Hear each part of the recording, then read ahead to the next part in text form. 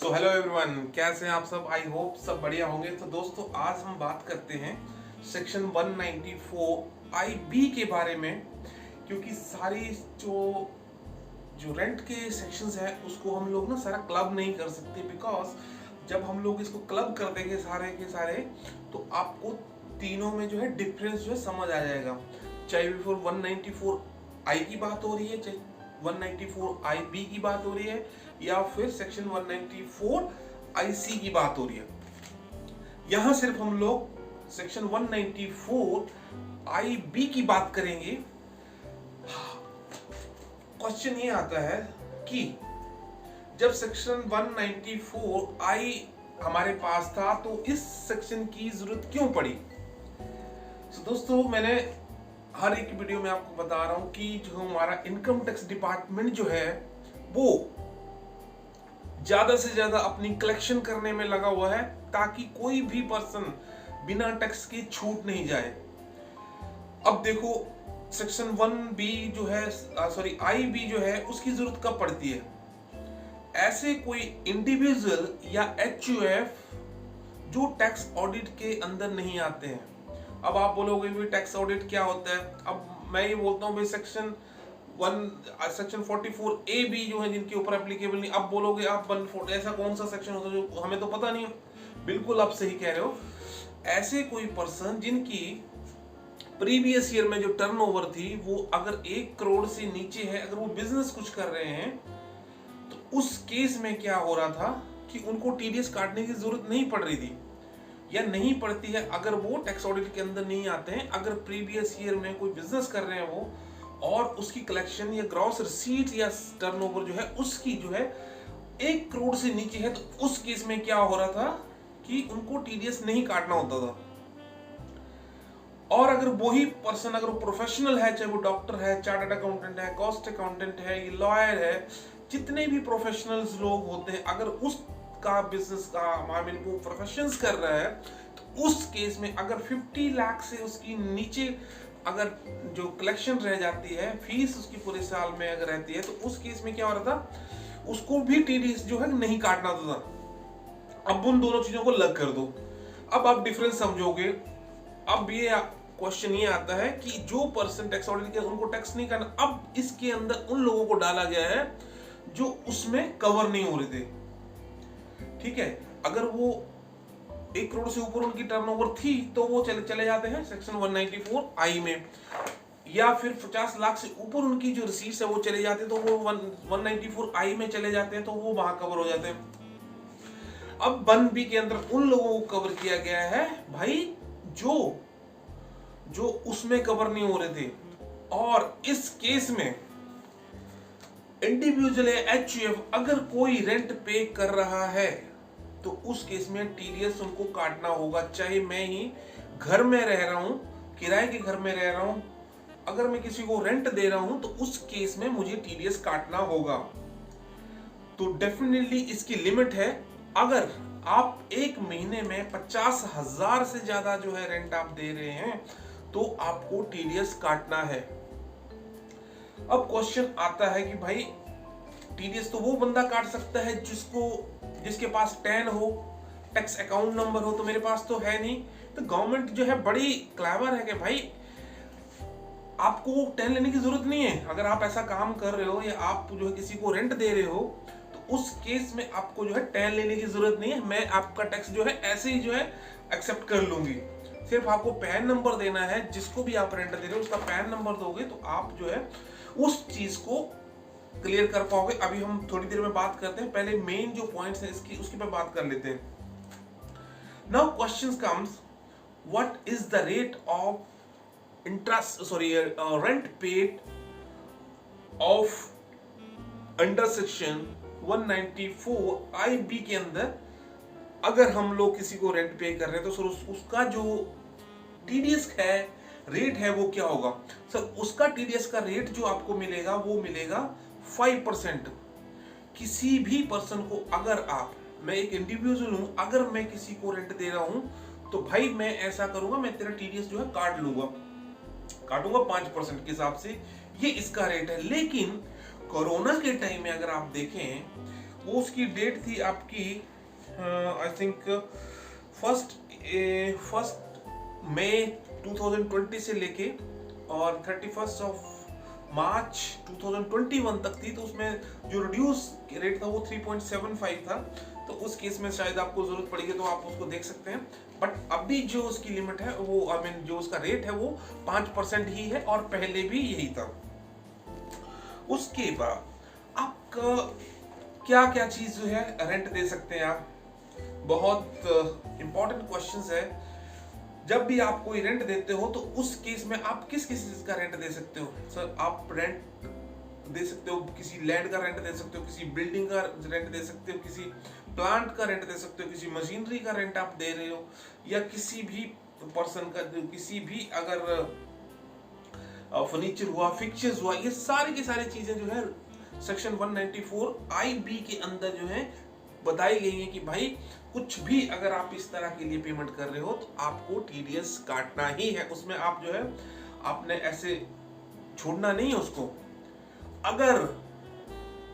अगर वो पर्सन जो है आपको पैन नंबर नहीं देता है तो आपके पास और बहुत अच्छी बात है, आपने क्या करना है, उसका 20% काट देना है। कोई उसको बचा नहीं सकता कि भाई आपने जो है 20% क्यों काटा है, आपके पास राइट्स हैं। क्योंकि अगर आप ऐसा करते हो तो आप भी उसके लिए उतने ही जिम्मेदार हो जितने कोई पर्सन टैक्स नहीं दे रहा है। तो आपने अगर इन सब चीजों से बचना है तो आपको जो भी अगर आप टैक्स देना चाहते हो तो आप दीजिए, बट उस पर्सन का जो है टैक्स काट लीजिए, पेमेंट आप दीजिए, रेंट दीजिए, कोई प्रॉब्लम नहीं है। बट आपने TDS काटना है जो सेक्शन हमारे कहते हैं। उसके बाद as I told you, the person is not providing you PAN. In such a case, you have to deduct TDS at the rate of 20%. Okay? Again, I am telling you कि भाई अगर TDS काटना होता है मेरे को तो मेरे पास क्या होना चाहिए, टैन। क्योंकि मेरे पास अगर टैन नहीं होगा तो मैं उसका टैक्स नहीं काट सकता। भाई क्यों काटूंगा मैं? तो इस केस में सेक्शन 194 IB के अंदर कोई भी आपको टैन लेने की जरूरत नहीं है। आप बिना कहे, बिना टैन नंबर को अप्लाई किए जो है आप जो है सेक्शन 203A के अंदर ये बोलता है कि भैया आपको टैन लेना जरूरी है। तो माय डियर सर, इस केस में आपको टैन नहीं लेना है। आपने सिर्फ और सिर्फ NSDL की वेबसाइट पे जाके 26 QC जो है आप जो है फाइल कर देना। उसमें क्या होगा, आपने जिसको भी आप रेंट दे रहे हो उसकी सारी डिटेल भरी जाएगी, प्रॉपर्टी की डिटेल भरी जाएगी और उसका पैन नंबर काफी होगा। उसमें मेरा पैन नंबर होगा और ये मेरा डिटेल्स होगा। उसमें होगा कितना अमाउंट दे रहे हैं, उसके बाद होगा रेट ऑफ डिडक्शंस कितना है। तो उस केस में आपको ये सारी चीज फिलअप कर देनी है और वो आप वहीं से आपका चालान जो सबमिट हो जाएगा, वहीं पे आप ऑनलाइन पेमेंट कर सकते हैं और जो भी आपने कलेक्ट करा है भाई उसको जमा करा दो। ये आपका काम है। तो उसमें आपको टैन नंबर या उसको जो क्वार्टरली रिटर्न्स भरने की जो TDS की रिटर्न जो सिस्टम है उससे आप सारा का सारा बच जाएंगे। वो आपका एक चालान भी हो गया और एक आपका रिटर्न भी हो गया। उसके बाद कुछ नहीं करना, आपको 16C का एक सर्टिफिकेट निकलेगा, वो आपने उसको दे देना। भाई ऐसा पकड़, ये हमने तेरा टैक्स जमा कराया था और उसके लिए पकड़, वो तुम चाहो तो वो क्लेम करते रहो, गवर्नमेंट से लेते रहो, हमें इसका कोई लेना देना नहीं है। ठीक है। उसके बाद सबसे बड़ी बात ये आती है कि आपको थोड़ा समझने में थोड़ा ध्यान देके सुनना। सेक्शन 206AA के अंदर क्या बोलता है भाई कि आपका जब भी आप जो है हाई रेट पे आप TDS काटोगे, हाई रेट पे जब TDS काटोगे तो उसका जो ईयर का जो लास्ट मंथ है उस केस का जो भी आपका जो रेंट होगा, उस केस में जो भी रेंट होगा आपका, वो पूरे साल के टैक्स से नहीं बढ़ना चाहिए। अब दोबारा सुनिए कि जो भी आप पूरे साल में मतलब टैक्स जो बन रहा है आपका उसका 5% के हिसाब से, तो उस केस में जो लास्ट का जो रेंट है वो उसका रेंट से बढ़ना नहीं चाहिए आपका टैक्स जो है। अब मैं आपको एग्जांपल के थ्रू समझाता हूँ। लेट्स से आप 62,000 का कोई जो है रेंट दे रहे हो, अब क्या हुआ 62,000 50,000 से तो ऊपर बढ़ गया वो पर मंथ में। 62,000 का मैं सैलरीड एम्प्लॉय हूँ, 62,000 से जो है मेरा रेंट जो है बढ़ गया है, तो मेरा क्या बनता है, मेरे को टैक्स काटना भाई उसका। अब टैक्स काटेंगे तो उसको 62,000 इंटू 12 अब करेंगे तो, और इसका टोटल 5% आप निकालोगे तो नियर अबाउट ये 37,000 अराउंड 200 बनेगा। तो अब आप कहने का मतलब ये है कि पूरे साल का जो है उसको 37,200 रुपए जो है टैक्स बनता है। तो लास्ट का जो रेंट है आप उससे ज्यादा नहीं होना, आपका रेंट जो है 62,000 नहीं होगा, बल्कि आपने 3700 का जो है उसको रेंट होगा। ठीक है, मतलब टोटल जो है उसकी डिडक्शन जो है उससे ज्यादा नहीं होगी। तो मैक्सिमम डिडक्शन है उसमें आप 3700 ही कर सकते हो, 37,200 ही आप कर पाओगे।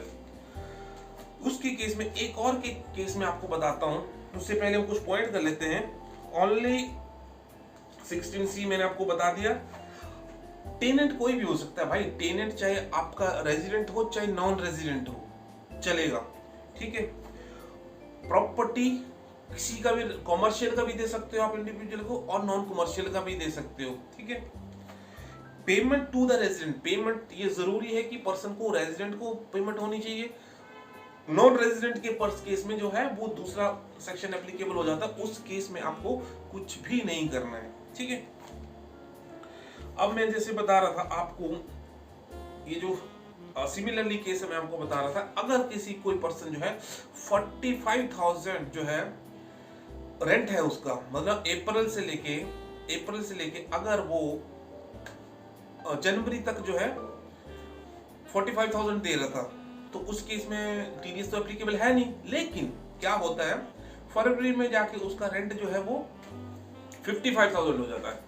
तो इस केस में क्या करोगे, तो उस केस में ये करेंगे कि आपका पूरा का पूरा जो भी टैक्स बनता है, मतलब जो भी टीडीएस बनता है पूरे साल का, तो उस केस में पूरे साल का आपने एक बार में इकट्ठा काट देना है भाई। आपको 10 महीने का वो हो गया 45,000 इंटू 10, और 55,000 के हिसाब से 1,10,000 ये हो गया। 55 मल्टीप्लाई 2 करेंगे तो आपको 1,10,000 हो जाएगा। टोटल आपका 5,60,000 का टैक्स जो है बनेगा।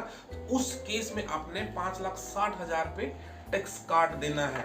ये हमारे सेक्शन 206 ये सब चीजों का कहना है। अगर आप एक्स्ट्रा टैक्स जो है काट रहे हो तो उस केस में आपको बहुत ही इसको एग्जाम्पल के थ्रू समझा। फिर भी अगर आप जो है कोई कंफ्यूजन रहता है प्लीज आप मुझे जरूर बताना, और मैं कोशिश करूंगा कि आप लोगों के लिए जो भी सॉल्यूशन जो है ला सकूं वो मैं करूंगा। और अगर आप चैनल पे नए हैं तो सब्सक्राइब करना ना भूलें, और डेफिनेटली आपको कोई ना कोई जो है चीज अगर अटक जाती है तो आप मुझे कमेंट सेक्शन में जरूर देना, और मैं कोशिश करूंगा कि आप लोगों की जो भी प्रॉब्लम है सॉल्व हो जाए। और फिर भी कोई कंफ्यूजन है तो आप जो है मुझे कमेंट सेक्शन में दे सकते हैं। और पहली बार अगर चैनल पे आए हैं तो चैनल को लाइक करना नहीं भूलेंगे, और इसी तरह आप स्ट्रगल करते रहिए, और स्टडी करेंगे तो एंजॉय भी कर ही लेंगे, क्योंकि अगर आप स्टडी नहीं करेंगे तो एंजॉय भी नहीं कर पाएंगे। ये दोनों चीज़ें यही कहते हैं। So thank you so much.